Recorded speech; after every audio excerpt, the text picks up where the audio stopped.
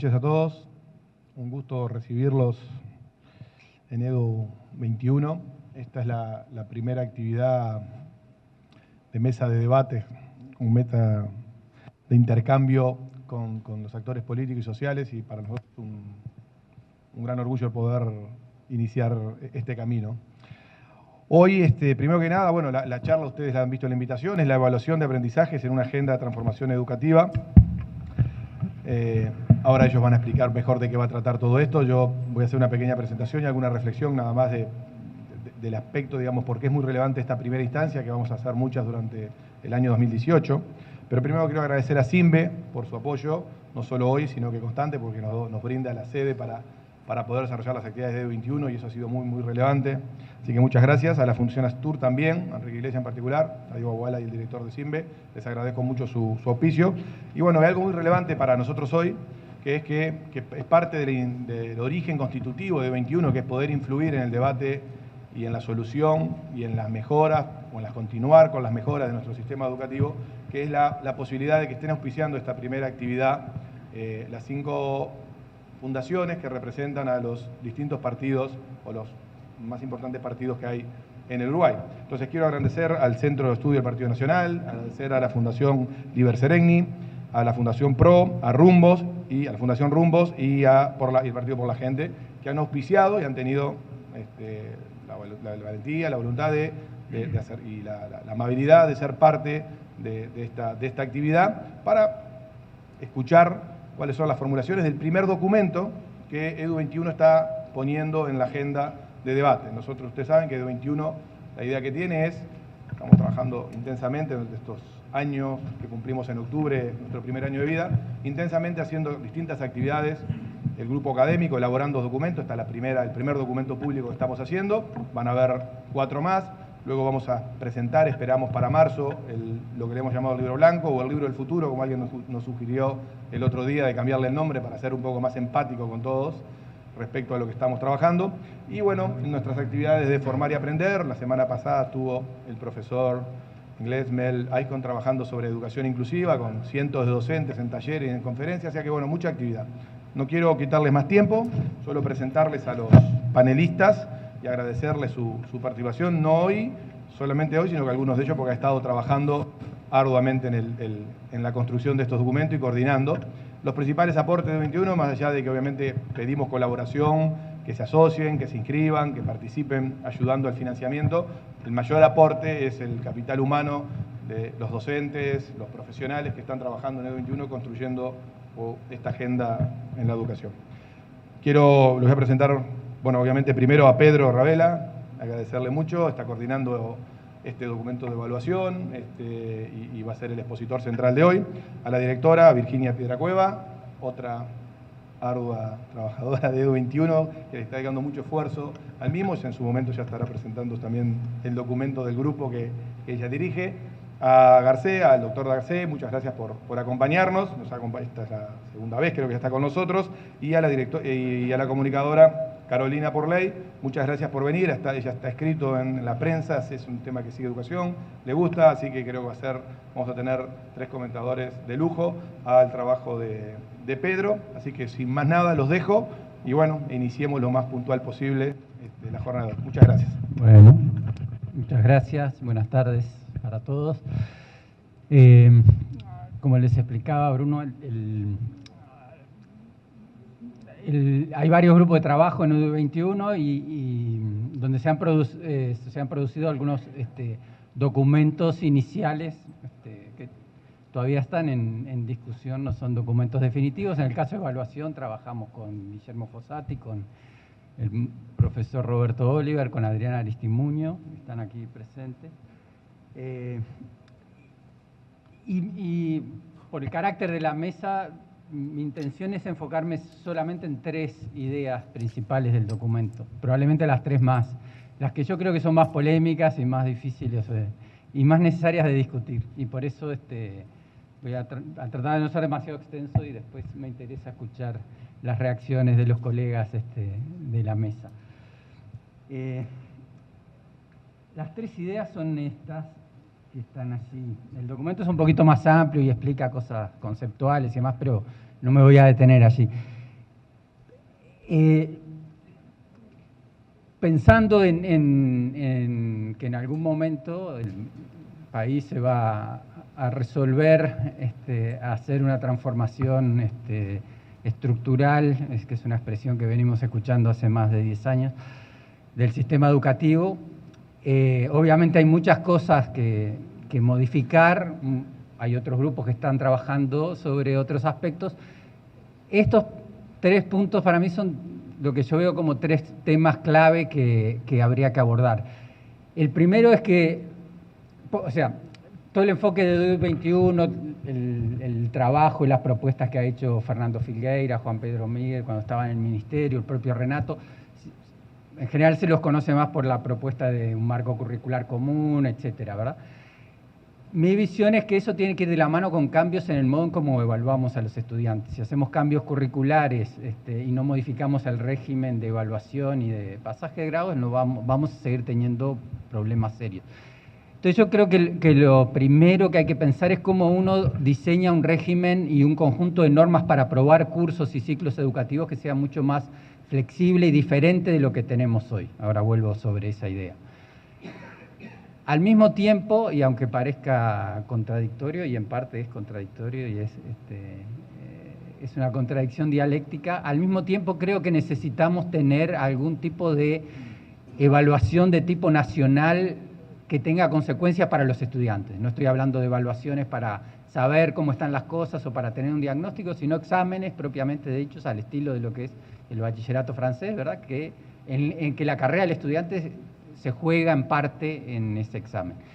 Y la tercera idea, que también sé que es polémica, yo creo que deberíamos dar el paso en que los datos, la información sobre qué aprenden los estudiantes en cada centro educativo, es decir, en cada escuela, en cada liceo, en cada escuela técnica, deberían empezar a tener carácter público. Eso es algo que durante estos 20 años deliberadamente no ha sido así, ha habido una opción de política, yo fui parte de esa decisión 20 años atrás.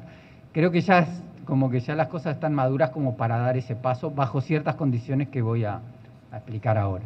Entonces, el primer punto, para entender el primer punto, la primera clave es entender que tenemos un modelo de escuela que es el propio de la sociedad fabril, de una etapa que va quedando atrás rápidamente, que es la sociedad en que lo que se precisaba era formar gente para el modelo industrial. Y esta es una autora norteamericana, dice, la educación, el currículum se construyeron desde una visión fordista, ¿verdad? De producción en serie, todos los niños, todas las niñas aprenden lo mismo y al mismo tiempo. Y el propio Grompone, que tiene varias obras, hace unos días tuve la oportunidad de ver una entrevista que le hicieron en El Observador. Él lo que dice es también exactamente lo mismo, ¿verdad? El sistema, el modelo educativo que tenemos parte de la base de que todos somos iguales, todos vamos a prepararnos para un puesto de trabajo y todos vamos, el uniforme, el horario, la enseñanza graduada, presupone que todos aprendemos al mismo tiempo.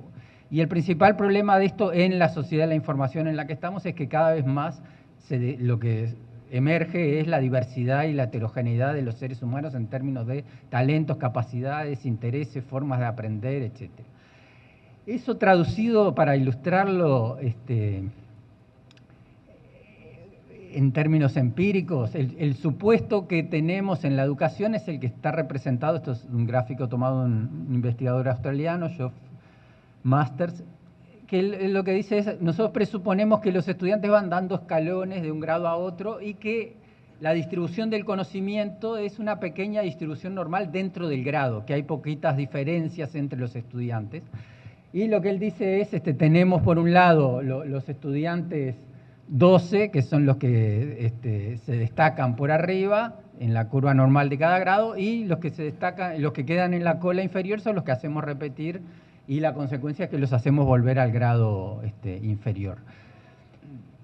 En realidad, lo que dice Masters es, si uno mira los datos de desempeño de los estudiantes, Lo que hay es un rango que es de una distribución muy amplia en cada grado, y entonces uno puede tener en los distintos grados estudiantes con desempeños similares, o dicho de otra forma, en un mismo grado uno tiene estudiantes de una amplia gama de desempeños, estudiantes que por su desempeño todavía pertenecerían a un segundo o un tercer grado, y a la vez tiene estudiantes que están muy por encima. Entonces, ¿cuál es la consecuencia de eso? Que seguimos trabajando para un estudiante promedio, que alguien definió en algún momento, pero invisibilizamos la diversidad, y eso hace que el rezago de los estudiantes se vaya agravando con el paso del tiempo, porque los estudiantes que no se ponen en línea con el resto van acumulando rezagos y se van quedando cada vez más atrás, y las brechas, por lo tanto, se van agrandando cada vez más.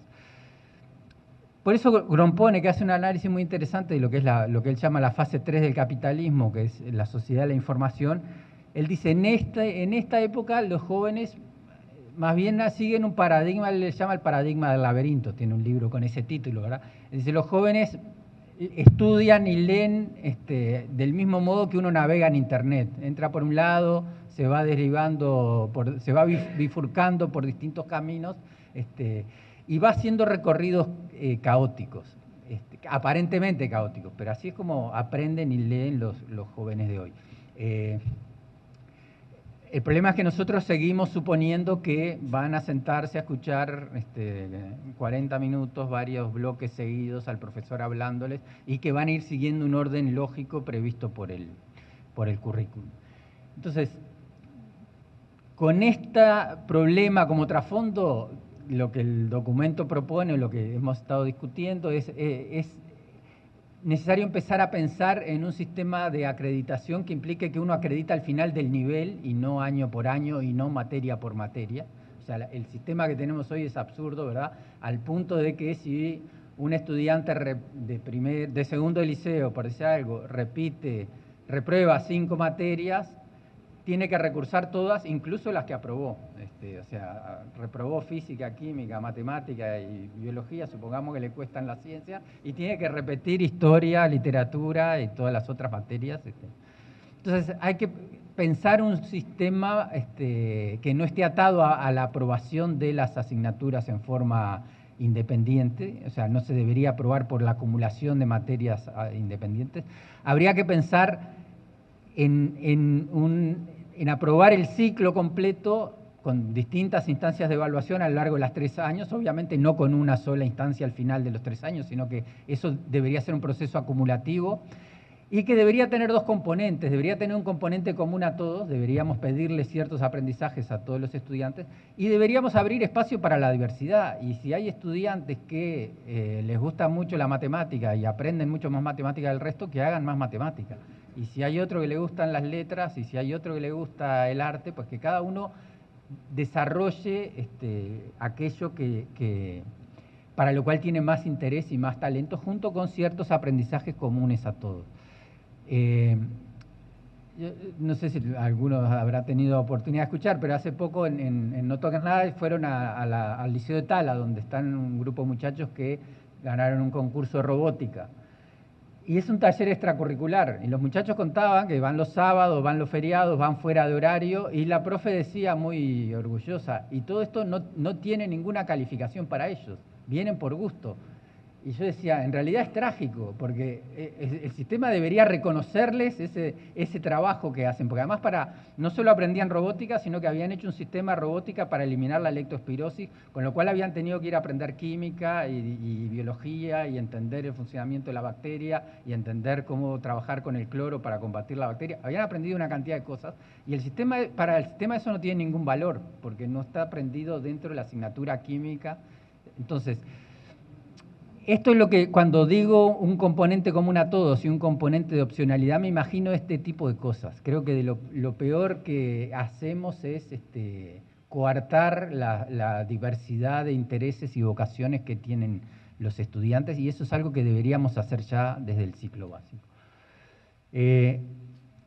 Ok, y eso implicaría tener buenas descripciones de qué esperamos de los estudiantes, de qué cosas deberían, es parte de lo que hay un grupo en EDUI 21 trabajando en los temas curriculares, parte de definir bien el currículum es tener buenas descripciones, no de los temas a dar, que es lo que en general hacemos muy bien en Uruguay, sino de qué es lo que esperamos que los estudiantes sean capaces de hacer con ese contenido.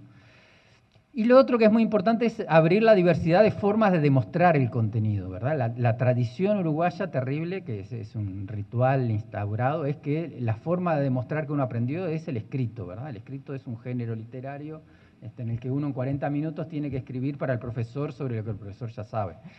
No hay nada más aburrido y sin sentido que eso. Entonces hay que pensar a cosas que no son nuevas, ahora voy a volver sobre esto un minuto. Pensar en proyectos, pensar como esto de la robótica, pensar en monografías, pensar en portafolios en que el estudiante va haciendo colección del trabajo que va haciendo, pensar en exhibiciones de desempeños y pensar también en reconocerle al estudiante cosas que puede hacer fuera del sistema educativo formal. Es parte de la discusión que estamos teniendo con otros grupos dentro de UI 21. El sistema educativo no puede tener bien todas las posibilidades dentro del sistema. Tal vez con perdón de los profes de música, pero de las cosas que yo nunca le encontré sentido como estudiante, ni cuando mis hijos fueron estudiantes, fueron a las clases de música de secundaria. Si hay alguien que quiere hacer música, tal vez lo mejor es enviarlo al estudio de un músico o a una institución que se dedica a eso y reconocerle eso como aprendizaje y certificárselo. Y del mismo modo, hay muchas instituciones de educación no formal, artísticas, deportivas, científicas. Estoy seguro que si uno le manda a la Facultad de Ciencias gente que quiere hacer estudiantes jóvenes, adolescentes que quieren hacer algo de ciencia, seguro que los reciben con los brazos abiertos. Y ese tipo de cosas después valorarlas para la certificación. Entonces esta es una primera idea central para mí, que es que hay que romper esta rigidez que tenemos. Y simplemente, muy rápido, no hay nada nuevo bajo el sol. Estas cosas ya estaban en el Plan 63. Esto me encontré hace poco tiempo, una entrevista con yo no lo conozco, un señor profesor que vive en Francia, que se fue exiliado, y una entrevista que le hacen en Chile, donde él cuenta la experiencia del Plan 63. Y cuenta estas cosas que están allí en pantalla, ¿verdad? Se le da a los profesores y alumnos posibilidad de construir proyectos de trabajo, combinando exigencias de aprendizaje con intereses inmediatos, con problemáticas renovadas, con problemas abiertos, con preguntas abiertas. Los enfoques lineales y cerrados de los campos disciplinarios se desdibujaban y daban lugar a la puesta en práctica de unidades de trabajo pluridisciplinarias que hacían que cada jornada del liceo fuera una sucesión de tareas de investigación y descubrimiento. Y decía, tan formativo es aprender a desarmar un motor como comprender un poema de Góngora o intentar un collage para interpretar una pintura de Picasso. Y él contaba cómo todo eso se hacía en el Plan 63 y luego la evaluación se hacía con una monografía obligatoria sobre un tema que elegía el alumno con orientación de los profesores y además el alumno tenía varias oportunidades, o sea, en caso de que su trabajo no fuera juzgado como suficientemente logrado, tenía la oportunidad de volver a hacerlo, de mejorarlo y después volver a defenderlo. Entonces, eso o sea, lo que quiero decir es que esto que estoy diciendo no es nada que no se haya pensado en algún momento. Y simplemente cierro este punto, esto lo hago siempre como recordatorio, no nos olvidemos porque perdemos de vista esto, sobre todo los que no están en el día a día en el aula. Este tipo de cosas como las que están en pantalla son las cosas que le estamos pidiendo a los estudiantes que hagan hoy y por no hacer bien este tipo de cosas es que los estudiantes reprueban los cursos y terminan abandonando la educación secundaria. Prueba especial de química, formula trióxido de dicloro, hidróxido férrico, óxido estánico, anhídrido carbonoso, ácido clórico, óxido de cobre. No sabría hacer nada de eso, no sé si alguna vez lo hice la verdad es que no me acuerdo, y esta es otra muy rápida. ¿Qué es un sistema? ¿Cómo se clasifican? ¿Qué establece la ley de Hooke? O sea, todas esas preguntas, como les digo, en que uno le cuenta al profe lo que el profe ya sabe, lo que está en el libro. No me detengo y avanzo hacia el siguiente, pero simplemente recordar que los estudiantes reprueban por no saber hacer esas cosas. Segunda parte, al mismo tiempo yo creo que es importante para ciertas áreas clave, escritura, capacidad de lectura, ciertas competencias vinculadas al razonamiento lógico-matemático, yo creo que es importante tener un examen nacional y creo que es importante que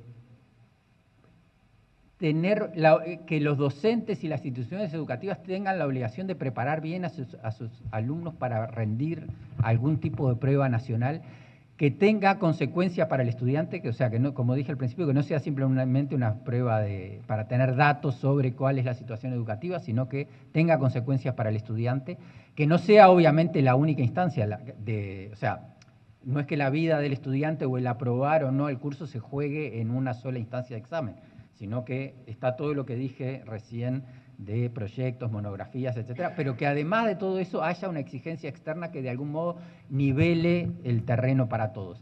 Hoy día, en inicial, hay un sistema en la ANEP de evaluación temprana de los estudiantes que tiene como finalidad principal detectar tempranamente e intervenir tempranamente antes de que se empiecen a acumular los rezagos. Y creo que eso debería seguir haciéndose y debería hacerse por lo menos hasta tercero de primaria. O sea, creo que el reemplazo o el sustituto de la repetición es tener un buen sistema de evaluación, de diagnóstico y de intervención o de screening para identificar a los estudiantes con dificultades y trabajar con ellos. Y creo que en sexto de primaria ya uno debería tener una prueba que fuese, así como existe la prueba de egreso que hacen los estudiantes de colegios autorizados, a mí me ha tocado ver experiencias. Es una experiencia interesante porque todos los muchachos se movilizan durante un tiempo a prepararse para esa instancia de examen. Probablemente podría haber una prueba mejor de la que se aplica, pero el tener esa exigencia y el tener que enfrentarse a la exigencia de dar un examen me parece que es una experiencia que habría que hacer y que ya digo garantizaría ciertos aprendizajes para todos, o sea que todos logran ciertas cosas, y los pone ante una situación que hoy día es bastante terrible en Uruguay, porque los muchachos en magisterio me consta, no sé en la universidad, no estoy seguro, no me animo a decir, pero con el régimen de parciales para exonerar, le han tomado un temor a la instancia de examen, que los muchachos prefieren repetir el curso y volver o sea, cuando ven que con los parciales no llegan a exonerar, abandonan el curso y dejan para el año siguiente, y así es como en magisterio, luego de 4 años, se egresa el 10% de los que entran en el primer año, porque empiezan a postergar por el temor al examen. Y luego ya a partir del ciclo básico debería ser, o sea, Brasil lo tiene, el examen nacional de enseñanza media, es un examen de egreso, que debería ser un elemento para acreditar el ciclo, como ya dije, no la única ni la principal fuente de calificación, pero debería estar. Y al final de la media superior, es decir, de sexto, ahí ya uno debería tener alguna prueba común y pruebas opcionales al estilo de lo que se hace en el bachillerato internacional. Hace poco, en un curso de maestría, tuve un estudiante que había hecho su un profesor, o sea, un estudiante de maestría que es profesor en Uruguay, pero que hizo su bachillerato en Israel, y me contaba detalladamente que ellos tenían un examen común para todos y después tenían que dar 2 exámenes más que cada uno elegía. Y unos daban ciencias sociales, otros daban ciencias naturales, matemáticas. Cada uno elegía en función de lo que le interesaba y de la proyección que tenía hacia el futuro. Pero eso es otra de las cosas que creo que tenemos que hacer, y simplemente porque sé que dicen, bueno, pero esto ¿quién lo hace? Esto ya pasó en el mundo. Bueno, lo que tienen en pantalla en este momento son de los países de la OCDE, los países que tienen exámenes nacionales. Hay 3 columnitas, que son primaria, secundaria básica y secundaria superior. El azul oscuro quiere decir que en esos países se evalúan todas las orientaciones del nivel en cuestión. Por ejemplo, en Bélgica en Bélgica francesa y en Canadá hay examen nacional al final de la primaria, al final de la secundaria básica, al final de la secundaria superior. En Francia y Alemania, en Francia final de la secundaria básica y de la secundaria superior para todo el mundo, en Alemania solo en algunos programas, ¿no? Porque vieron que los alemanes hacen una división fuerte en trayectorias muy distintas, entonces en algunas de esas trayectorias, imagino que en las académicas es donde hay ese examen. Después, abajo, por poner otros, Irlanda, Israel, Italia, Holanda, Nueva Zelanda, Noruega, Polonia, en fin. Y bueno, los países anglosajones típicos de Reino Unido, Escocia y Estados Unidos, o sea, y Irlanda del Norte. O sea, no es una cosa esotérica o extraña, sino que es algo bastante común en el mundo que haya este tipo de instancias de examen. Y cierro esta idea con eso. Creo que eso permitiría como nivelar el campo para todos. Creo que eso obligaría a establecer, haría un contrapeso a un concepto terrible que tenemos en Uruguay, que es este de la libertad de cátedra. O sea, que la libertad de cátedra está muy bien para la enseñanza universitaria, pero creo que es un concepto discutible para la educación obligatoria, donde uno tiene que garantizar un proceso articulado de aprendizaje de los estudiantes. El cuadrito que hoy les hice de los escalones de graduados, en realidad tiene el supuesto de que hay un currículum articulado de un grado para otro, que es otro supuesto que tampoco se cumple, porque en realidad cada profesor se considera libre de enseñar lo que le parezca de los programas que por definición son inabarcables. Entonces, perfectamente un estudiante le puede ir bien en un año y después encontrarse con que el profesor da otras cosas que... En fin. Y obviamente estoy pensando, cuando hacemos esta propuesta de exámenes nacionales, no en exámenes de opción múltiple, sino en pruebas de producción, ¿verdad? De respuesta abierta, en que el estudiante tenga que promover, que producir un texto o una investigación, lo que sea, no solo responder preguntas de opción múltiple.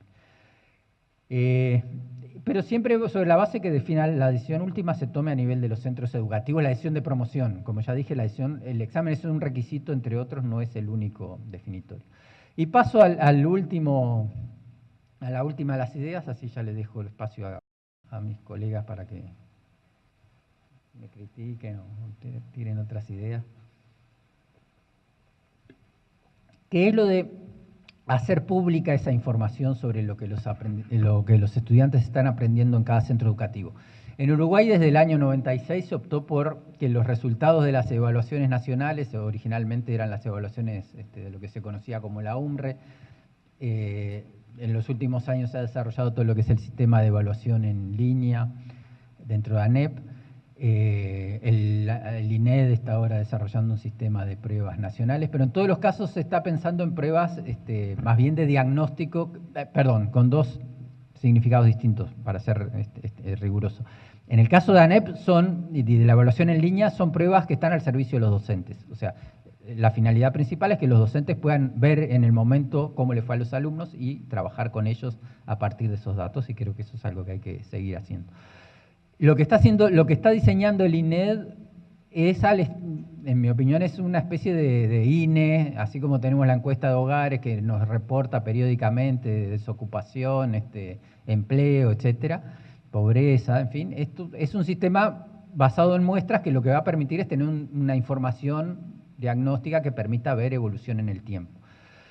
Pero en ningún caso, hasta ahora, nunca se han entregado o se han dado a conocer resultados de qué están aprendiendo los estudiantes en cada centro educativo. El episodio que algunos recordarán, los que están más vinculados al tema más fuerte, fue cuando un diario de circulación nacional le hizo un juicio a la ANEP para que le diera los datos de repetición de cada centro educativo, que hasta ese momento no se publicaban centro por centro. A partir de ese momento sí se empezaron, están en los monitores educativos y son de carácter público.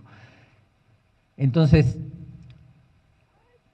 creo que esto tuvo sentido en un momento, sobre todo, pensemos en los años 90, donde el modelo en la región era el modelo chileno, que era el modelo que se había construido al final de la dictadura de Pinochet, que era un modelo orientado a publicar ranking de escuelas, donde se publicaban los datos de cada centro educativo con una finalidad de tratar de construir un mercado competitivo entre las escuelas, que fue una experiencia que fracasó, es muy largo, o sea, no es muy largo, pero no me voy a detener a explicarlo, pero en realidad, en forma muy resumida, el efecto fue el contrario al esperado. O sea, en realidad las familias no elegían las escuelas en función de los resultados, porque eligen por otras razones, y lo que ocurrió fue lo inverso. Las escuelas empezaron a seleccionar estudiantes buenos para que les fuera mejor en las pruebas. Entonces, eso estuvo en el origen de la experiencia de Uruguay. A nivel internacional, hoy día, Yo no conozco a nadie que como política defienda esto de la lógica del mercado y sin embargo muchos países han empezado a hacer públicos resultados de aprendizajes en cada centro educativo desde otra mirada distinta a la del mercado, que es la de la transparencia y la de hacer efectivo el derecho a la educación. El caso más notorio es el caso de Brasil. Brasil tuvo desde el año 92 hasta que llega Lula al gobierno una prueba nacional muestral que se aplicaba cada 2 años con fines de diagnóstico, que solo daba resultados a nivel de Estado, era muestral, además no era un censo. Y a partir de Lula se instaura lo que se llamó la Prova Brasil, al estilo a mayor prova do mundo. Eran varios millones de pruebas y se empezaron a publicar los datos de esas pruebas escuela por escuela, además combinados de un modo inteligente en una cosa que se llamaba el índice de desarrollo educativo, que combinaba el resultado de la prueba con la tasa de retención en la escuela, para evitar que la escuela se deshiciera de los malos alumnos. Hoy en día en Uruguay lo que tenemos como fuente de información sobre los centros educativos son los monitores educativos de primaria y secundaria que publica la ANEP, que tienen un conjunto de indicadores básicos de matrícula, como ya dije, de aprobación de cursos, etc. Entonces, yo creo que es posible hoy dar un paso hacia adelante. Creo que es importante hacer exigible el derecho a la educación. No basta con ponerlo en la ley, es que todos tenemos derecho a la educación, sino que, y además, parto de la base que el derecho a la educación no es el derecho a tener una silla dentro del sistema, sino aprender algo que me sirva para la vida y que sea relevante.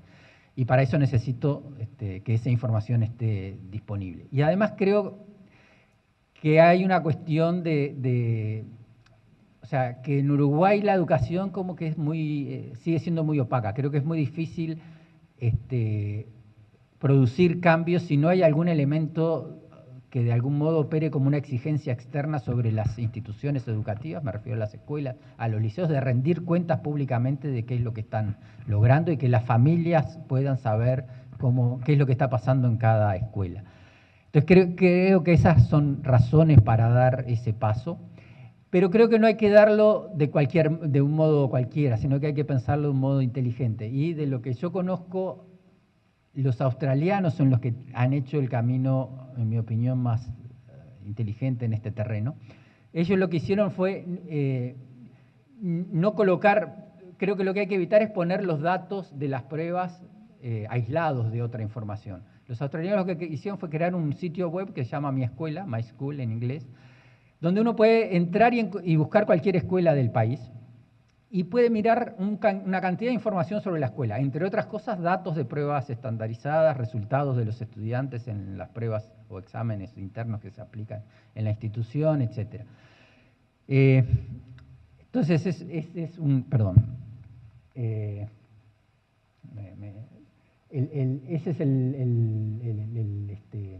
el portal.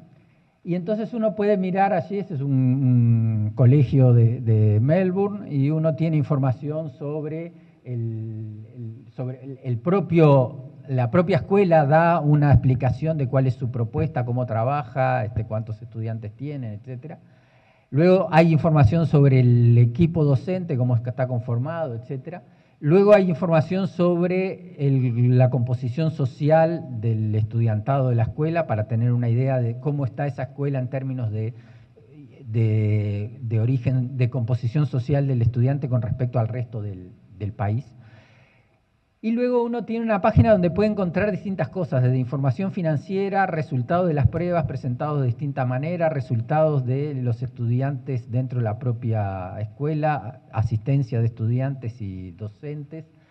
Puede encontrar información sobre proporción de población indígena o sobre estudiantes cuya lengua materna no es el inglés, en el caso de Australia, que es un país con mucha inmigración. En que estamos viendo, 78% de los estudiantes no son hablantes nativos del inglés.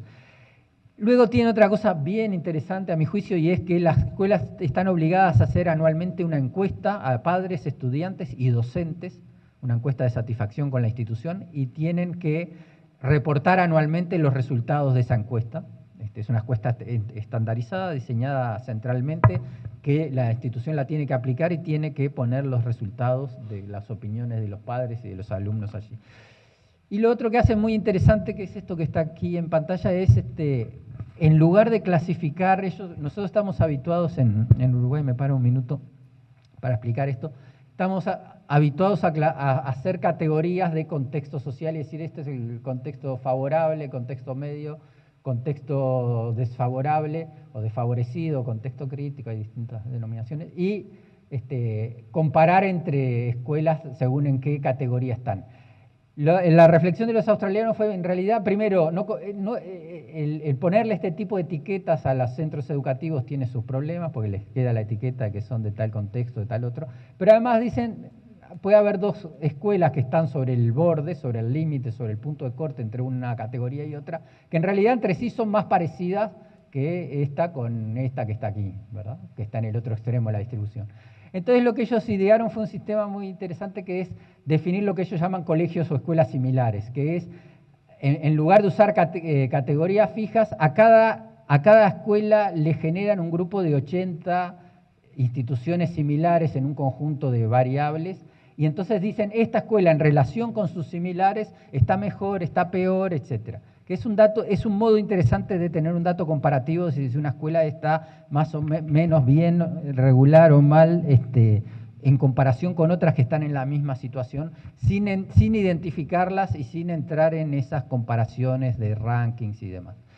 Esto mismo los brasileños lo empezaron a hacer hace un par de años y armaron todo un sitio web donde lo que pueden ver allí es, ellos miran complejidad de la gestión escolar, construyen un indicador interesante según el tamaño, la cantidad de turnos, la cantidad de docentes, porque dicen es distinto gestionar una escuela primaria con 10 grupos, 10 maestros en un turno que gestionar un liceo con 3.000 alumnos, 300 profesores, 2 o 3 turnos, etc.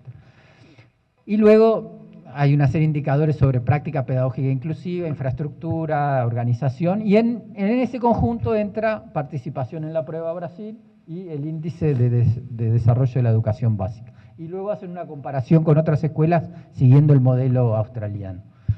Entonces me parece que este es un modo inteligente de dar ese doble paso, o sea, de dar información sobre los aprendizajes, pero no darla sola y no contribuir a formulación de ranking, sino dar la información en un conjunto más amplio de datos. Entonces, en ese sentido, yo la última propuesta o el último paquete o la última idea central es esta. Yo creo que sobre la base de lo que hoy son los monitores de primaria y secundaria, habría que ampliarlo a la educación técnica, la educación inicial. Creo que habría que enriquecerlos con indicadores clave, como por ejemplo la proporción de horas de clase que se dictan o condiciones de infraestructura, etcétera.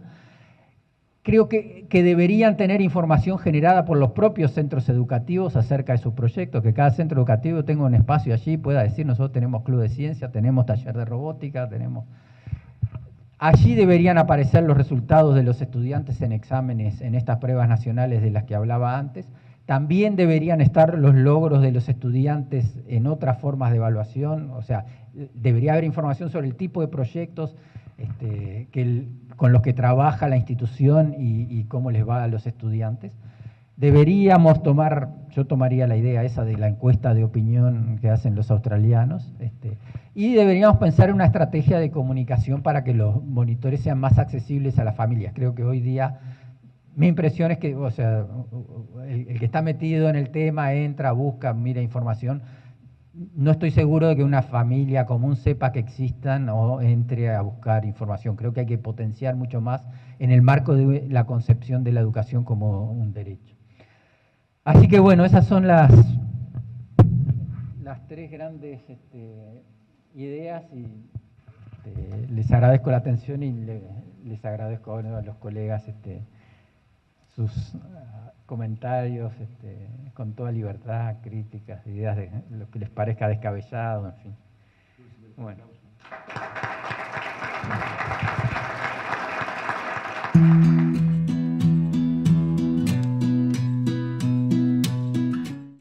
Muchas gracias a los amigos y amigas de EDUI 21 por la invitación, que acepté no por creer que puedo opinar sobre el fondo de los asuntos, porque no soy un experto en educación.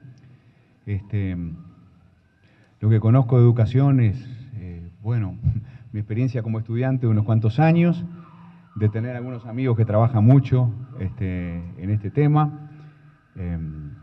Pienso en Esther Mancebo, en Nicolás Bentancur, pienso en Gustavo de Armas, en fin. Tengo amigos inteligentes que conocen sobre esto. Lo que conozco sobre educación lo leí en algunos libros.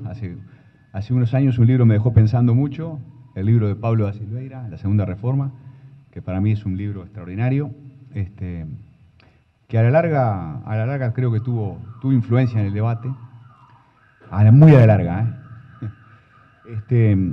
En fin, pero acepté la invitación porque creo que hay que dar alguna señal de vez en cuando de las cosas en las que uno cree, y yo creo que EDUI 21 es una gran esperanza.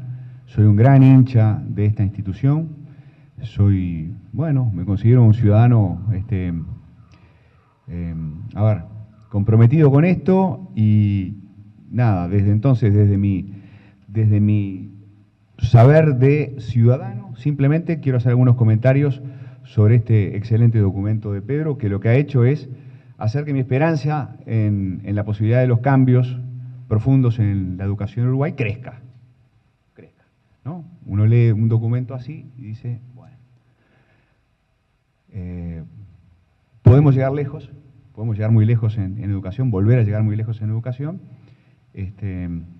y por otro lado, ¿cómo es que teniendo gente que sabe tanto y tan comprometida con estas cosas, cómo es posible que estemos mal? Para no exagerar, pero mal en algunos aspectos.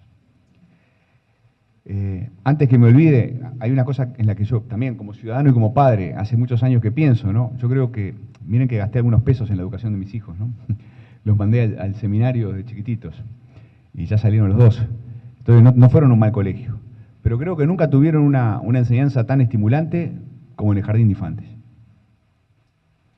Yo no lo puedo creer, pero creo que era mucho más estimulante para mis hijos iban a EBU, porque mi esposa y yo trabajábamos en el banco hipotecario en esa época, entonces iban al jardín de AEBU, ¿no? Nunca tuvieron cosas tan interesantes y provocativas y estimulantes en toda su vida como lo que hicieron teniendo 4 o 5, de repente, 3, 4, 5 años, ¿no? Después los agarramos las maestras, los profes, y ¿no? Los masacramos a los estudiantes con clases aburridas. En fin. Entonces, soy un ciudadano esperanzado porque creo que sí, EDU 21 puede le va a agregar al debate educativo uruguayo una cosa fundamental. El profe John Kingdom, norteamericano, que hace muchos años que enseña sobre los cambios en las políticas públicas, dice que no hay cambios si no se alinean 3 corrientes, ¿no? La corriente de la política, el liderazgo político, las coaliciones políticas; la corriente de los problemas, si no están identificados los problemas; y la corriente de las soluciones. Problemas, soluciones, política, ¿no? Cuando se juntan esas tres corrientes puede haber un cambio, se abre una ventana, una policy window le llama. Bueno, en Uruguay en algún momento los problemas, hace años que los problemas están diagnosticados, en algún momento hubo liderazgo político, hasta coaliciones, y las soluciones, al menos en el partido de gobierno, no pudieron prosperar, no pudieron madurar, y bueno, capaz que se les puede aportar de afuera. Paso rápidamente al fondo del asunto. Entonces, si no soy un experto en educación, ¿desde dónde leí este texto? Bueno, ¿qué puedo aportar? Y capaz que lo leí no desde el entusiasmo, sino que traté de ponerme en los zapatos de un escéptico, porque no me tienen que convencer a mí, ¿no? Hay que convencer a los escépticos, ¿no? Que son necesarios y posibles cambios profundos. Bueno, entonces, ¿qué cosas me preocuparon en el documento? No la ambición de los cambios, yo qué sé, la flexibilización del régimen en el curso de aprobación, ¿no? Los sistemas de exámenes nacionales, hacer pública la información. Bueno, creo que algunas de estas cosas pueden pasar dentro de unos cuantos años, pero en todo caso no es la ambición de los cambios lo que me preocupa, sino que creo que hay que hacer un esfuerzo extraordinario, pero realmente extraordinario, para que cuando se publique ese famoso libro con la versión final de las propuestas, no haya una sola palabra que pueda generar equívocos. Porque si hay palabras que irritan, o si hay conceptos que irritan, o si hay cosas que están dichas de un modo tal que pueden como herir susceptibilidades o el sentido común, capaz que todo el enorme edificio de propuestas espléndidas puede quedar, no digo invalidado, pero puede quedar mal parado, en falsa escuadra. Y ahí yo, Pedro, te quiero mencionar algunas frases que a mí, desde ese lugar, no desde el lugar del entusiasta que soy, sino poniéndome en zapatos de otros, frases que a mí me parece que capaz que no van a ayudar. Cuando llegue el momento no van a ayudar. Por ejemplo, en la educación media en especial hay muy poca evaluación formativa. Yo me pongo en los zapatos de un profe y capaz que, por más razón que tengas, que yo creo que tenés toda la razón del mundo, ¿no? Capaz que eso le genera ganas de dejar de leer. ¿Cómo me va a venir a decir que no hay evaluación? Si estamos todo el tiempo poniendo notas. Claro, vos decís que evaluar no es poner notas, pero hay que buscar otra forma de decir esto para que no cierren el famoso libro blanco, libro del futuro, en ese mismo momento y digan, estas personas no entienden nada de educación. O en la misma página 5, ¿no? La ausencia de evaluación formativa en las aulas. Cualquier profesor se indignaría, creo yo. O los regímenes de promoción vigentes son absurdos. Cuando la gente está trabajando mucho tiempo en lo mismo y tiende a creer en lo que hace, ¿no? Por más que pueda, ¿no? Por más que pueda en algún momento problematizarlo, pero bueno, ¿cuántos profes estarían de acuerdo en que los regímenes de promoción vigentes son absurdos? Son perfectibles, discutibles, ¿no? Por más que en el fondo yo creo que hay cosas absurdas. Yo creo que es absurdo que en el jardín de infantes tengan una pedagogía y una didáctica mucho más avanzada que en los liceos. Pero hay que buscar las palabras. O página 13, el sistema educativo, y ahora sí van las comillas, no evalúa qué aprenden los estudiantes. Otra vez, ¿no? Entonces, mi sugerencia desde mi lugar es cuidar infinitamente las palabras para no herir susceptibilidades, para buscar aliados dentro del aula y dentro del sistema, ¿no? Es una linda discusión la que tienen en Edu 21 sobre este asunto, ¿no? Del papel que van a jugar actores claves del sistema educativo, ¿no? Los profesores, en fin, los docentes en general, los directores, las directoras, todos los actores del sistema, ¿qué papel van a jugar? Para que jueguen un papel constructivo hay que tener muchísimo tacto en la manera de decir las cosas. Y la otra sugerencia también en el plano de la comunicación es, que a mí me generó dudas cuando iba leyendo el documento. En tren de persuadir, me resulta mucho más persuasivo cuando en el documento ustedes se ponen a dar ejemplos de las cosas que ocurren en otras partes del mundo, ¿no? Y en ese sentido hay pasajes espectaculares, ¿no? No sé, me parece que está espectacularmente bien fundamentada la crítica del modelo chileno, de lo que acabas de explicar, del mercado, ¿no? Y por qué de todos modos vale la pena difundir información sobre el desempeño de los centros educativos. Eso está espléndidamente dicho para mi gusto, nadie se puede enojar con lo dicho ahí, nadie, ¿no? O por ejemplo cuando comparan, cuando explican el funcionamiento de lo que han hecho en algunos países, tipo Brasil recientemente, también lo mencionabas en la presentación. Pero otras propuestas requerirían un trabajo adicional de fundamentación, de decir, esto que estamos planteando se hace acá, se hace allá, se hace de esta manera en Francia, de esta manera en Australia. Es decir, de todas las propuestas del documento, hay algunas que están referidas a buenas prácticas, como podríamos denominarlas, y otras que no. Entonces, mi sugerencia como hincha y ciudadano esperanzado es, bueno, soltar los pájaros de las propuestas, todo lo que se quiera, pero a mí me parece, me parece extraordinariamente estimulante escuchar propuestas muy ambiciosas como las que acabas de sintetizar ahora, pero buscando así con todo cuidado la manera de formularlas para no debilitar la comprensión y favoreciendo el enganche con el sentido común de la ciudadanía.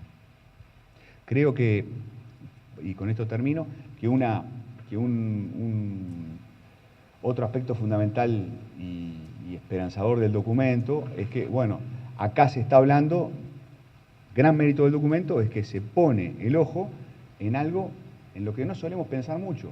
Ustedes lo dicen en el documento, es decir, está como naturalizada la manera, una cierta manera de evaluar lo que hacemos. Y es extraordinariamente inteligente decir, bueno, hay otras maneras de pensar el problema de la evaluación. El documento me sedujo de entrada, me cautivó de entrada cuando se dice en la introducción, ¿no? Casi no se presta atención a estas evaluaciones, a esta manera de evaluar es tan naturalizada, ¿no? Creo que es un gran mérito del documento también mirar estos aspectos. Así que bueno, habiendo dicho esto, muchas gracias por la invitación.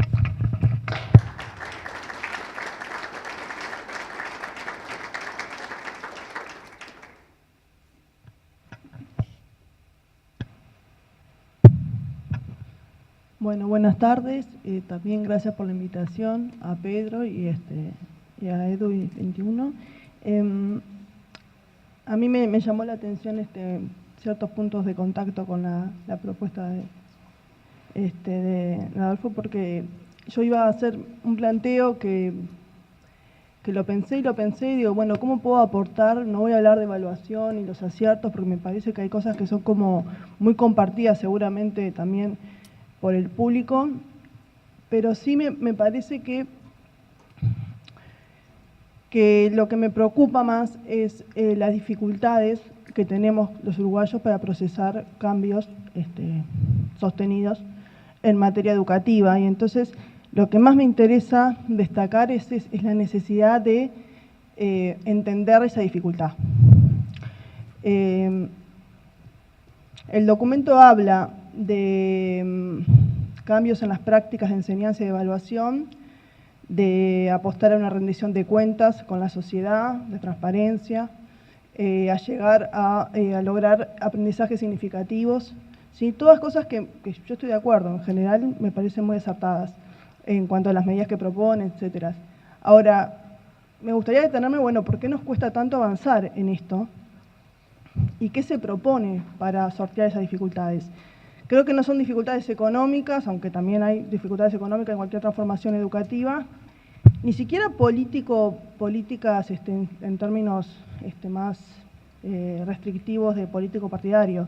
Me parece que las mayores dificultades son dificultades que involucran aspectos culturales e identitarios, ¿sí? Que refieren a formas de ver y de verse, de concebirse, de pensarse, de entenderse, de escuchar al otro, que tiene que ver con eso que decía recién Adolfo, qué va a leer un docente cuando lea este documento, qué va a entender, cómo lo va a tomar.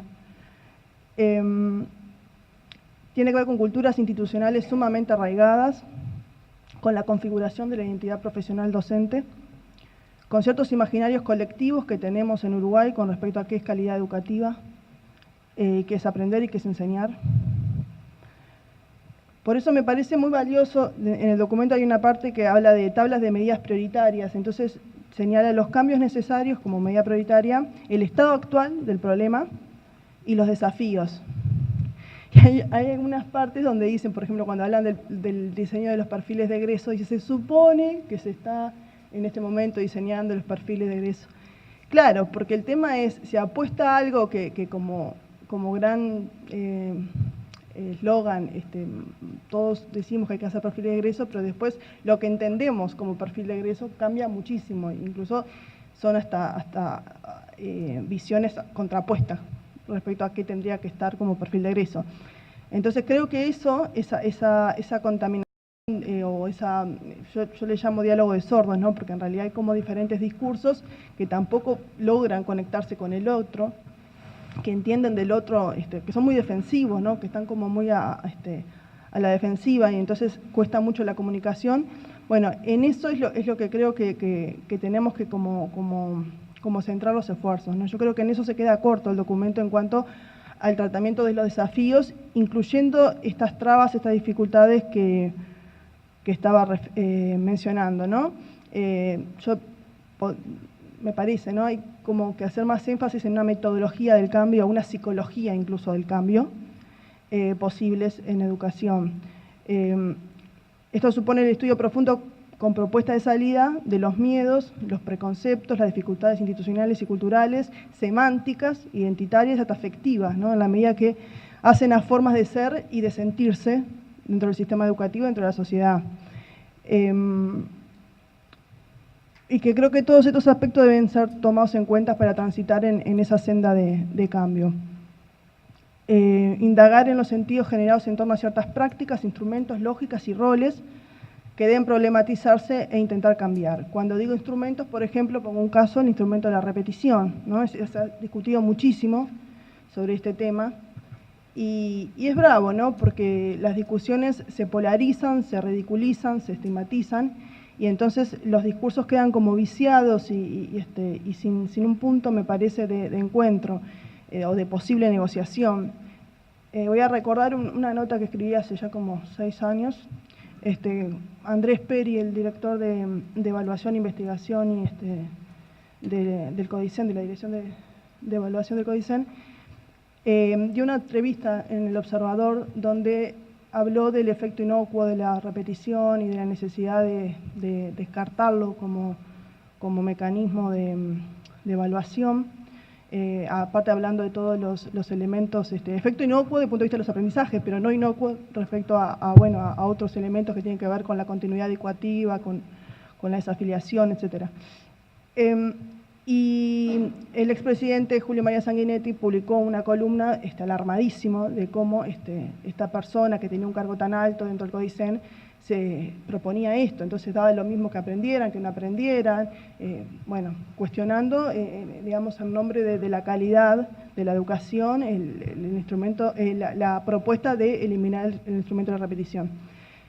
Y yo en la nota lo que hacía es historiar el problema, o trataba de historiar el problema, y decía, bueno, en realidad el primero no, porque ya desde la CIDE estaba propuesto el tema, pero uno de los primeros que trató de desestimar la repetición fue Germán Rama en el 99 con una resolución que proponía el pasaje automático de primero a segundo de escuela, donde se concentraba en primer año gran parte de la repetición y advirtiendo sobre todo el tema del rezago y los efectos que eso tiene después sobre las continuidades educativas, las trayectorias educativas. Es una resolución que no fue acatada, digamos, por el cuerpo docente. Y de alguna manera Andrés Peri estaba retomando esa idea que había sido propuesta por un director del CODICEN que había puesto en el lugar Sanguinetti, ¿no? Entonces yo planteaba, hay como una inconsistencia en el discurso del expresidente, hay como un olvido, ¿no? Porque de alguna manera gran parte de las medidas que proponía Rama también tenía que ver con esto de mejorar las tasas de retención, de egreso, etcétera, y de cuestionar ciertas prácticas sumamente arraigadas en el sistema educativo. Y entonces yo pensaba, ¿no? En general, Sanguinetti seguramente le habló al sistema educativo y seguramente el sistema educativo se sintió identificado con ese razonamiento, porque de alguna manera la repetición es vista como una calidad de prueba del sistema, como una prueba de calidad del sistema, ¿no? Si repiten, entonces aprenden, ¿no? Aprenden los que no repitieron. Un profesor que no manda ningún estudiante a examen es un mal profesor. Y esto lo piensan los docentes, lo piensan las autoridades educativas, lo piensan los padres y lo piensan los estudiantes. Entonces, ¿cómo desarmamos eso sin caer en que estamos bajando la vara o estamos incluyendo a cualquier precio y todo lo que se dice, ¿no? Y en realidad porque tenemos, me parece, que indagar en aspectos estructurantes del sistema y de la identidad docente, porque la repetición es un mecanismo que al docente de alguna manera le asegura también, cumplí y logré establecer, ¿no? Qué es lo que tenían que saber y asegurar ciertos estándares, ¿no? De calidad. Y entonces,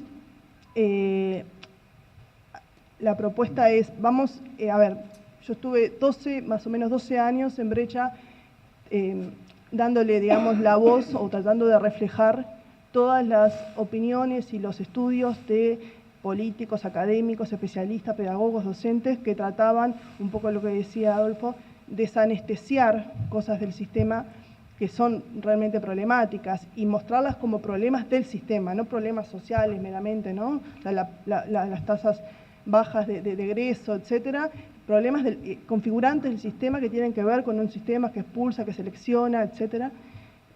Yo creo que ahora, después de esos ejercicios de desanestesiar o desnaturalizar, ¿no?, esas realidades y realmente llamar la atención sobre el drama, ¿no?, y la responsabilidad del propio sistema educativo en ese drama, creo que ahora tenemos como que intentar, no digo lo contrario, pero refamiliarizarnos. Bueno, ¿por qué esos elementos son tan sentidos? ¿Por qué hay tanta resistencia a cambiarlos? ¿Por qué nos cuesta tanto? Y ahí creo que tiene que ver con que es parte justamente del ADN de nuestro sistema educativo. Yo, un poco en broma, un poco en serio, digo que el eslogan del cambio del ADN es el peor eslogan que se puede haber pensado para transformar la educación en Uruguay. Porque si yo cambio el ADN, lo que estoy haciendo es quitando la identidad de una persona. Estoy atacando su esencia, estoy deshistorizándola, estoy alienando el sistema, ¿sí? Le estoy haciendo justamente que pierda no solo una zona de confort, siempre se habla, ¿no?, que a los profesores les cuesta salir de la zona de confort, al sistema educativo, a todo el mundo, a todos los actores. Pero es peor que eso, ¿no? Es peor. Entonces, me parece que yo, más que especialistas en evaluación, en currículum, yo creo que necesitamos gestores y personas, hasta filósofos del cambio, que sepan estudiar exactamente esta rigidez que decía, hoy Pedro decía, ¿no?, que tenemos que romper la rigidez. Pero está claro que no la podemos romper. Entonces me parece que primero tenemos que entenderla y hasta respetarla un poco más, porque es como que todo es tan obvio, ¿no? Es tan obvio que, sí, todo es muy obvio, ¿no? Es obvio que la repetición no tiene efectos positivos en los aprendizajes. Es obvio, sí, las estadísticas lo muestran, los estudios internacionales todo lo muestran. Y sin embargo, incluso cuando el sistema quiere cambiar esas cosas, es como que el discurso que acompaña el cambio se va como perdiendo, es como un teléfono descompuesto. Entonces, cuando le llega el docente, el inspector, que le dice, ¿por qué tenés tantos bajos? No sé qué, todo se traduce en que tenés que bajar el nivel. Y entonces todo ese discurso que es o toda esa fundamentación que es muy loable y muy rica, se va perdiendo y entonces el sistema se atrinchera porque se está defendiendo de los cambios. Entonces, me preocupa eso y pienso, ¿no?, bueno, ¿cómo sería esa metodología del cambio? Y voy a poner un ejemplo que en realidad me preocupa, ¿no?, como para ver que es muy difícil, ¿no? Hace unos años se crearon la coordinación docente en secundaria. Yo soy docente de secundaria. Los docentes cobran horas que no son de clase, sino de coordinación. Y hay un espacio institucional que se destina a que los profesores coordinen. En muchísimos lugares, no digo en todos, porque una cosa que también hay que evitar es la generalización, esas coordinaciones sirven como ejercicios de terapia colectiva, catárticos, y si no digamos, las direcciones se adueñan de ese espacio porque ven que los docentes no lo aprovechan. Entonces se dedica, a hablar del periodo de parciales, de cuestiones internas del centro educativo, pero la termina como comandando la dirección del centro y no los docentes. Los docentes como que no se empoderan de ese espacio. Y les cuesta muchísimo, nos cuesta muchísimo coordinar, salir de la asignatura, salir de mi curso, salir de lo que somos desde que decidimos ser docentes, ¿no? Porque es lo que aprendimos a hacer, lo que aprendimos a respirar, donde buscamos el reconocimiento, ¿no?, como un especialista de una asignatura que trabaja con libertad de cátedra. Y bueno, y entonces se creó la medida y como me parece a mí, o se subestimaron los elementos culturales e identitarios que conspiran contra esa medida, yo creo que es una medida que está como desvirtuada. Y así podemos hablar de muchas cosas. A mí lo que más miedo me da de todas estas propuestas es eso, es que se desvirtúen, que no se piensen los cambios más culturales que, digamos, no sé si tienen que ser antes, porque aparte es bravo, ¿no? Bueno, porque eso también, esas configuraciones identitarias obviamente tienen que ver con un sistema que funciona de una manera. Si yo cambio la forma de funcionar del sistema, se supone que la identidad también va cambiando, si muevo los estímulos, y, bueno, no sé si están así. O sea, la coordinación para mí es un ejemplo justamente que no es tan así. Entonces, son más preguntas que digamos, que solucionen lo que planteo, pero es lo que más me preocupa. Yo, una cosa que me parece interesante es que creo que hay una identidad nacional en Uruguay con respecto a la calidad de su sistema educativo, más allá de que ahora estemos alarmados con el tema de de que pocos egresan del ciclo medio, etcétera, hay como un implícito, ¿no? Porque nadie lo dice así porque suena políticamente incorrecto, ¿no? Pero justamente si pierden los exámenes un grupo importante de chiquilines o si no egresan, bueno, eso quiere decir que el sistema es riguroso y es exigente. Y creo que incluso, estaba pensando ahora cuando hablaba del seminario, Adolfo, incluso los colegios que seleccionan académicamente, que como una vez dijo Pedro, como los hospitales que no atienden enfermos, dicen, bueno, abrimos el hospital pero no atendemos enfermos, entonces están bárbaros porque no tenemos casi trabajo, ¿no? Bueno, los colegios que seleccionan académicamente hacen lo mismo. O sea, es facilísimo enseñar a chiquilines que son buenos académicamente, que tienen estímulos en su casa, que bueno. Eso no es un colegio bueno y sin embargo, para la sociedad uruguaya son los mejores colegios del país. Entonces, esto está arraigado, o sea, está muy metido adentro. Y podemos poner 800 ejemplos de esto, de que la calidad educativa tiene que ver con la selección, con que otros queden afuera. Y bueno, y me parece que tenemos que trabajar con psicólogos, con, no sé, con comunicadores, con no sé con quién, pero con qué perfiles, pero que podamos como investigar más en estos aspectos matrizantes y culturales del sistema. Coincido con Adolfo de tener cuidado con algunas palabras, cuando hablan de que se enseñan conocimientos o cosas que son irrelevantes, que son ejercicios memorísticos.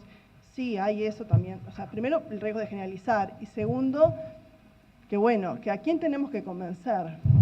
Acá hay también una crítica, me voy a poner muy peleadora, pero una crítica un poco también a este espacio, ¿no? Que estén todas las fundaciones de los partidos políticos no asegura diversidad. En materia educativa no asegura diversidad.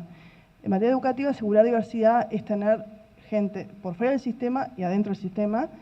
Es, por ejemplo, desde el punto de vista académico, tener representado toda la academia, no solo las ciencias sociales, las ciencias políticas de todas las universidades, sino también el grupo de personas que reflexionan académicamente desde la Facultad de Humanidades y Ciencias de la Educación, que además son los que influyen mucho también en algunos ámbitos de la ANEP, los técnicos del sistema. O sea, tiene que haber una mayor diversidad que incluya a ese con el que no me puedo comunicar, ¿no? Y me parece que ahí estamos todavía en el debe, y creo que eso hipoteca y pone en riesgo cualquier éxito de una transformación como la que se propone. Con respecto a la difusión de los resultados de las pruebas nacionales que se proyectan desagregadas por centro educativo, acá estamos de nuevo, ¿no? Porque había una oposición bastante en bloque, ¿no? Desde el año 96 a eso, y bueno, era porque se miraba el caso chileno, ¿no? Está ahí como que una medida es rechazada porque se la asocia con ciertos paradigmas o con ciertas visiones, ¿no? Se habla de la mercantilización de la educación, ¿no? Con ese tipo de propuestas, y yo creo que sí, que hay que mirarlas de un paradigma de derechos y un paradigma de acceso a la información. Hace también unos años hice una nota sobre esto y entrevisté a diferentes personas, y era impresionante porque de la oposición, del gobierno, del sistema educativo, público, privado, todos estaban de acuerdo en que no había que divulgar la información desagregada por centro, porque eso estigmatizaba, Y solo una persona que justamente era de CAINFO, ¿no? Que queda acá, al lado arriba en la APU, que es un centro justamente que trabajan en el acceso a la información, decía, bueno, incluso en Uruguay, donde las familias más aún en Uruguay, donde las familias no tienen ese poder de elegir exactamente dentro de todo el sistema educativo dónde mandar a sus hijos, en Uruguay es incluso más importante que accedan a esa información. Si te dice la reguladora o primaria, tenés que mandar a tu hijo a esta escuela y no tenés elección, bueno, con más razón tiene que saber los datos de esa escuela, porque justamente esos padres pueden ejercer su derecho a voz, ¿no? De actuar, de cuestionar, de interpelar, de ejercer, digamos, su posibilidad de intervenir y de contribuir a eso y de exigir y de rendir cuentas. O sea, no es solo una cuestión de estar en el mercado y elegir, digamos, lo que puedo comprar, sino aun cuando no puedo elegir y soy un público cautivo, bueno, aún, incluso más aún en esas circunstancias, hay que informar. Obviamente, como decía Pedro, y me parece perfecto todos los ejemplos que puso de Australia, de Brasil, es una información de calidad y dar resultados de pruebas por centro educativo dice, pero no dice mucho y no dice por ahí lo más importante, ¿no? Y es, bueno, ¿cuál es el valor agregado del centro? Más allá de los resultados que logren los estudiantes, volvemos a los liceos que seleccionan. Seguramente el seminario tenga los mejores resultados en PISA. Para eso me dice que es un buen colegio. No, no me dice que es un buen colegio. Entonces, esto está estudiado, ¿no? Pero desde el punto de vista de las expectativas iniciales que tenían los estudiantes, dado contexto, lo que sea, como lo quieran llamar, bueno, ¿qué agrega al centro a eso? Si simplemente confirman esas expectativas, porque al seleccionar logra que, bueno, que los estudiantes que ya les iba a ir bien, les vaya bien, o realmente logras mejorar las expectativas iniciales o no, o al contrario. A pesar de tener un alumnado sumamente fácil, entre comillas, logra peores resultados. Es interesante porque las pruebas PISA tienen esto, ¿no? De alguna manera, en eso que vos mostrabas. ¿Ya tiempo? Bueno, termino.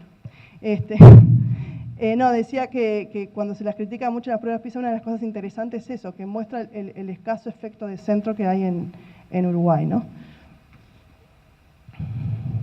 Bueno, dejo por acá para no extenderme más, pero bueno, esos serían mis planteos un poco críticos.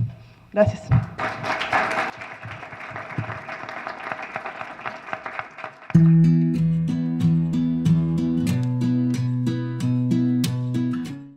Bueno, voy a tratar de ser más breve porque ya Carolina enfocó en parte lo que estaba dentro de mi planteo. Si bien la evaluación es un tema crucial y las prácticas actuales de evaluación colaboran más con la exclusión que con la inclusión y no contribuyen en general a fortalecer a cada estudiante en sus logros y a estimularlo a avanzar, la evaluación en sí misma no se puede cambiar sola, aisladamente. O sea, lo que hablaba Carolina recién, lo que mencionaba Carolina en relación a las coordinaciones docentes, es un simple ejemplo, como los hay cantidad de medidas que se han tomado a nivel del sistema en forma fragmentada, aislada, y que muchas veces pretenden solucionar, más lejos, que pretenden solucionar, pero terminan actuando a modo de parches, porque los cambios tienen que pensarse en forma sistémica, en forma integrada. Y con la evaluación pasa lo mismo. Bien había planteado Pedro que estamos pensando desde el 21 en un cambio que tiene que ser estructural, ¿no? Entonces, evaluación como componente educativo desconectado del currículo, de las prácticas de enseñanza y la forma organizativa del sistema, no es posible, ¿no? En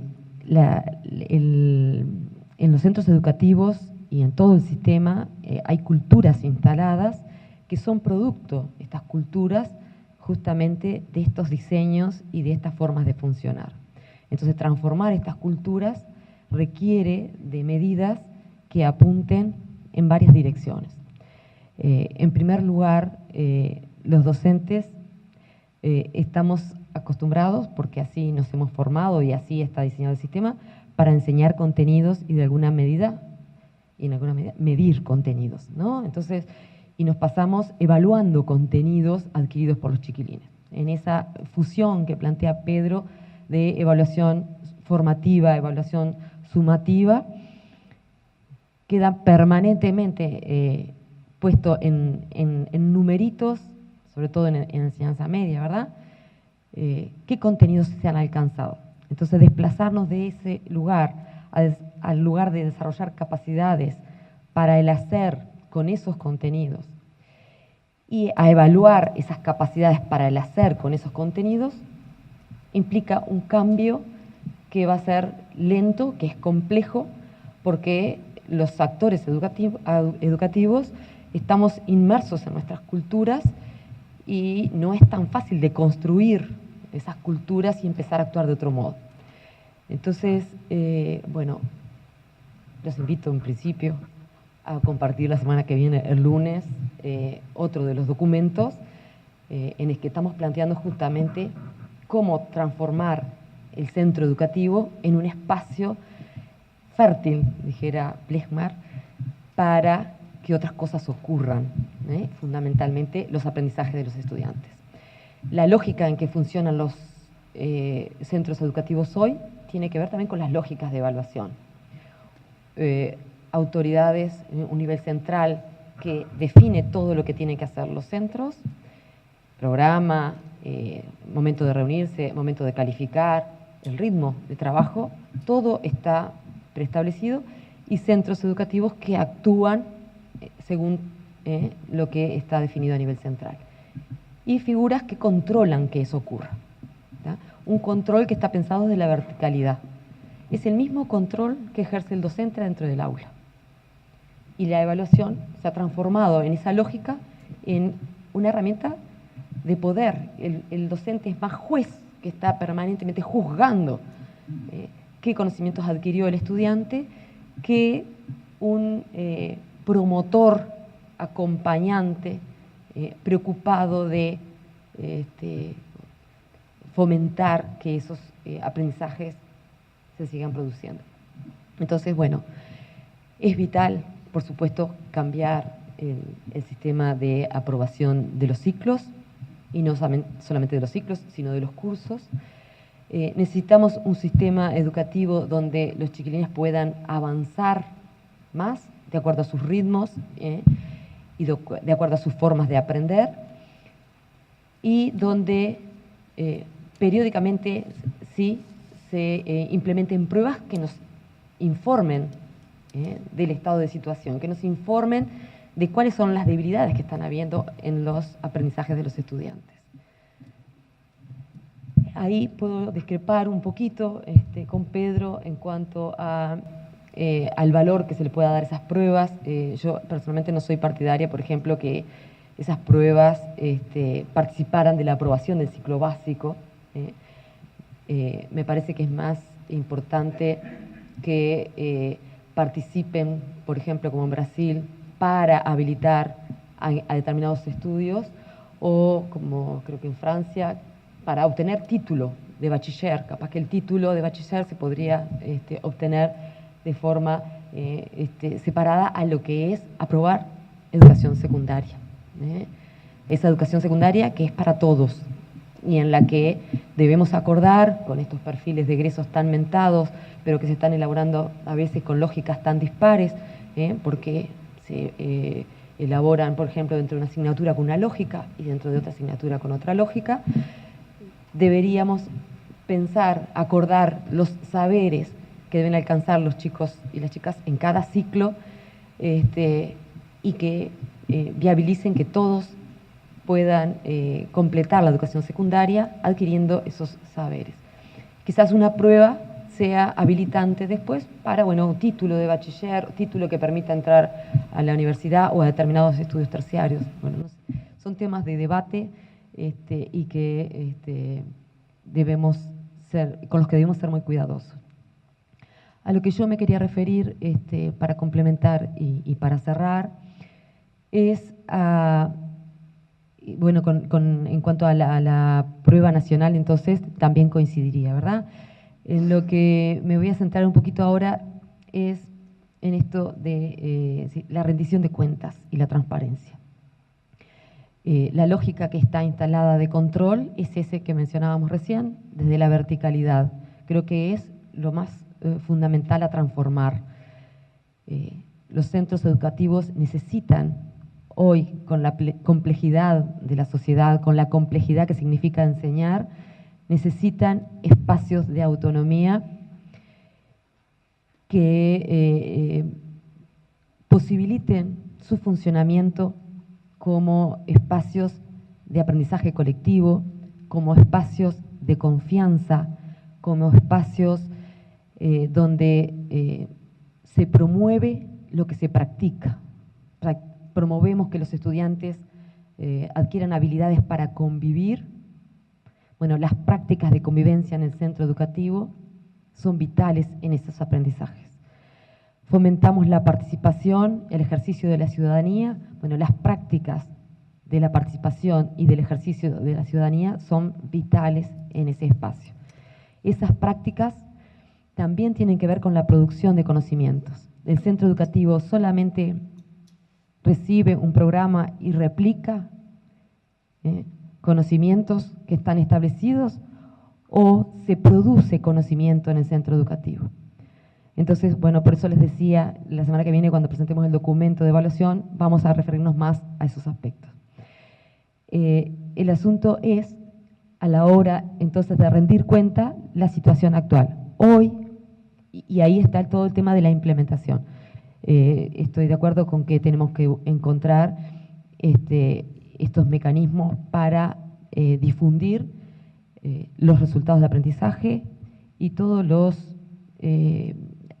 elementos del contexto en que trabaja cada centro, que puede abarcar el proyecto de centro, la autoevaluación que hacen todos los actores, incluida la familia, ¿verdad?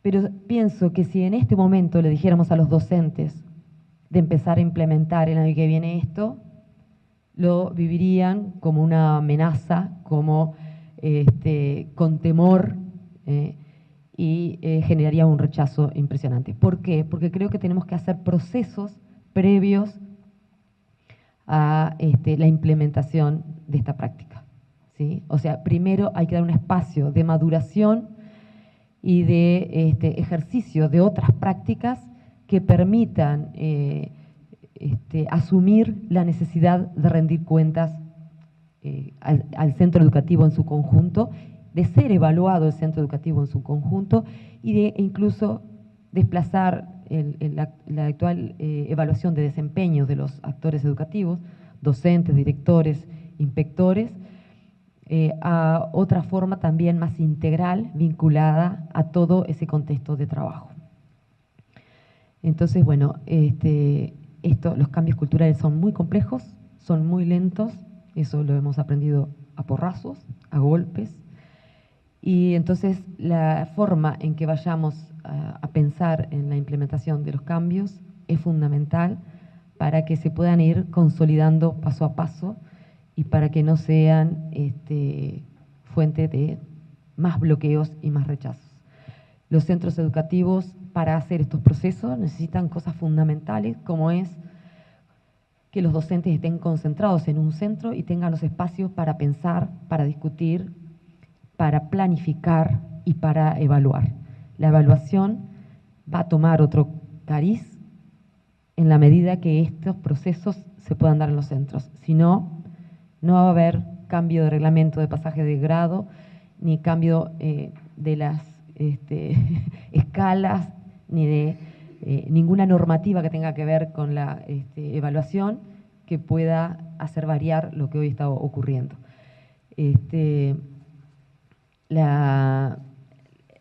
Lo que comentaba hoy Carolina, las horas de coordinación no significan nada en un sistema donde los docentes están trabajando en 2, 3 y más centros educativos con 40 y 50 horas de docencia directa. No hay ninguna hora de coordinación que vaya a ser bien utilizada con docentes que están con el agotamiento y el estrés que están y que estamos, porque trabajar hoy en los centros educativos es algo muy complejo.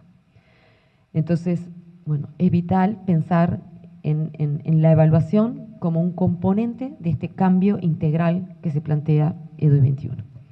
Y bueno, quiero que quede un espacio para el intercambio con los demás.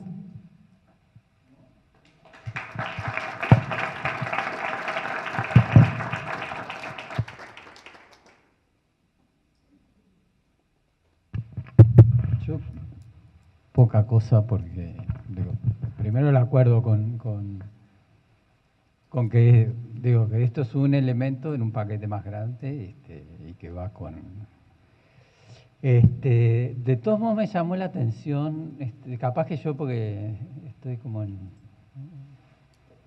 otra etapa de mi vida. No, primero, o sea, me llamó primero Mi experiencia de discutir estas cosas mano a mano con los docentes es que los docentes están de acuerdo, se dan cuenta enseguida. Cuando vos le decís, en realidad, ¿ustedes qué piensan de evaluación formativa? Y te dicen, no, sí, nosotros no sabemos cómo hacerla, no lo hacemos. O sea, no veo resistencia. Puede ser que en un documento dicho así genere rechazo. Pero yo este año estaba contando, ahora hice unos 15 talleres, entre otros, en el liceo que dirige Virginia con otros 2 liceos públicos, privados. Estuve en la Facultad de Química de la UDELAR, en fin. Barrí unas 15 instituciones en trabajos así mano a mano con docentes sobre estos temas. Y la gente enseguida se da cuenta de que lo que estamos haciendo, o sea, yo creo que nadie defiende a muerte que lo que estamos haciendo en evaluación o el modo que estamos enseñando evaluando esté bien, sino que lo último, no tenemos las condiciones o el espacio de trabajo y los tiempos necesarios para procesar un modo de hacer las cosas distintas. Pero no siento, por lo menos en mi vínculo así directo con... pero mi intuición es que, o sea, a nivel personal me interesa más en este momento ese trabajo más mano a mano que el más político, si se quiere, o más de... Después lo otro me llamó la atención de los comentarios, es ese temor al conflicto. Yo creo que, o sea, esto yo como ya estoy de vuelta, ¿no? De esto de que hay palabras que no se pueden decir y cosas que van a generar rechazo. Y así, o sea, esa es la política de estas autoridades, es esa, evitar los conflictos, usar los términos precisos, llamar a todo el mundo. Lees el documento del marco curricular de referencia nacional y es como un tratado para explicar cada una de las palabras para que nadie se ofenda y no sirve para nada. O sea, vamos a ser francos. Entonces, mi impresión es que la lógica de es un cambio cultural y no le pises los callos a nadie y cuidado que la gente se va a sentir mal. Yo creo que por ese camino no va a cambiar nada en Uruguay. Si no asumimos un cierto grado o sea, las dos cosas a la vez, de trabajo de base, desde la base y de gente. Creo que hay mucha iniciativa en instituciones públicas y privadas que se está generando de abajo, de ideas nuevas, de formas nuevas de hacer las cosas. Creo que hay mucha gente joven con una cabeza mucho más abierta. Yo creo que parte del cambio educativo pasa porque salga la generación que se formó antes de la dictadura, que como dice Grompone, es una generación que tiene el futuro en la espalda. O sea que cuando le decís el nuevo sistema educativo, mira al sistema educativo de los años 50 y que a los uruguayos nos cuesta mirar para adelante.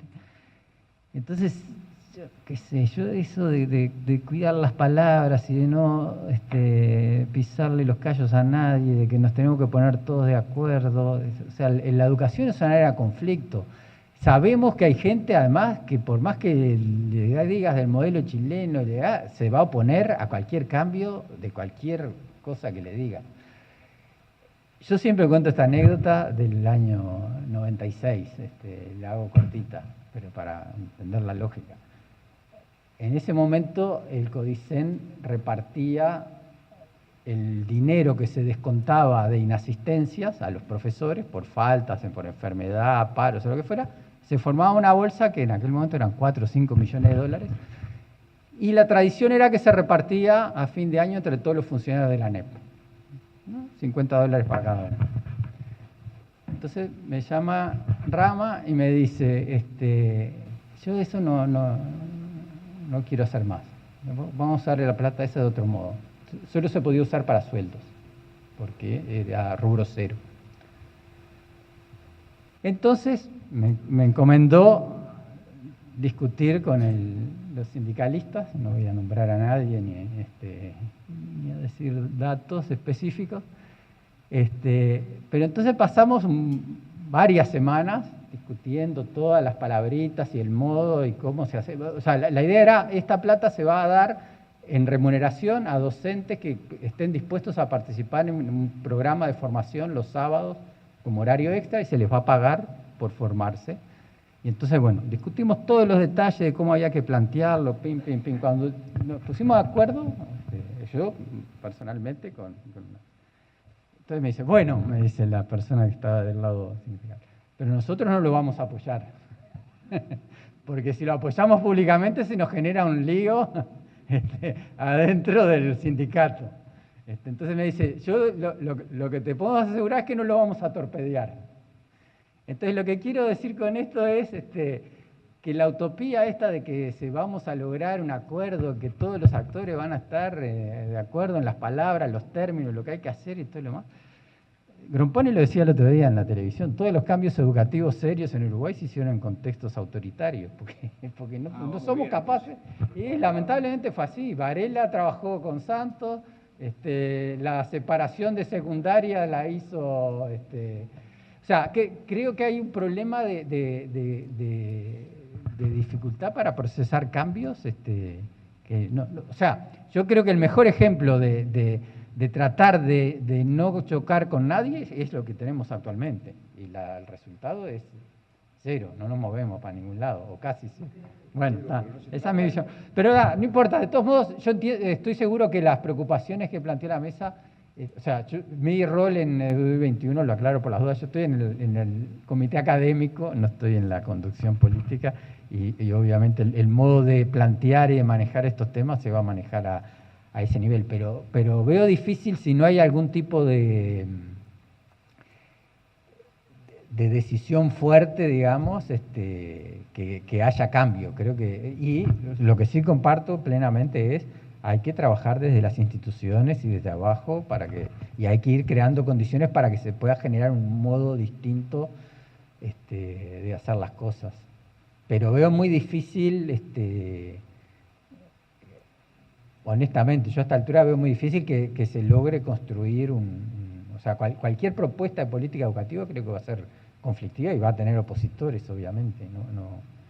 No creo en los consensos en ese sentido. Bueno, yo cierro agradeciéndole primero a los tres colegas que se tomaron el trabajo de leer el documento y de hacer los comentarios, agradecer a todos por la asistencia y por los aportes a la discusión.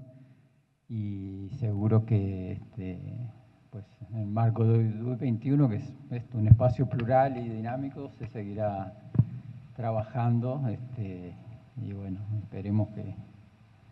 Yo, en lo personal, tengo que ser franco, soy poco optimista, pero hago mi aporte de ideas y bueno, veremos qué pasa en el futuro. Bueno, muchas gracias. Muchas gracias.